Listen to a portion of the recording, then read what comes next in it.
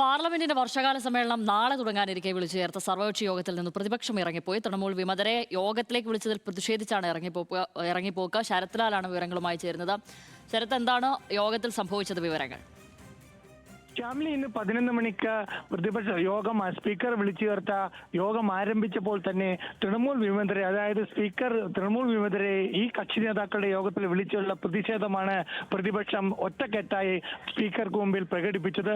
അതിന്റെ യോഗത്തിൽ നിന്ന് പ്രതീകാത്മകമായി ഇറങ്ങിപ്പോക്കും നടത്തി. പിന്നീട് യോഗം ഇപ്പോൾ തുടരുകയാണ്. ഏതായാലും ഈ തൃണമൂലിനെ സ്പീക്കർ ഔദ്യോഗികമായിട്ട് അംഗീകരിച്ചോ എന്നത് വ്യക്തമാക്കണമെന്ന് NK പ്രേമചന്ദ്രൻ സ്പീക്കറോട് ആവശ്യപ്പെട്ടു. അതേപോലെ തന്നെ ഈ വിഷയങ്ങളിൽ സ്പീക്കർ പക്ഷപാതമായി പെരുമാറുന്നു എന്നാണ് യോഗത്തിൽ പ്രതിപക്ഷം ആദ്യം തന്നെ ഉന്നയിച്ച ഒരു ആരോപണം.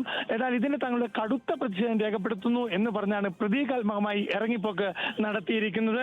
അതേപോലെ തന്നെ ഏറ്റവും പ്രധാനപ്പെട്ട കാര്യം NCPI, അതായത് തൃണമൂൽ വിമതരുടെ പുതിയ പാർട്ടിയാണ്.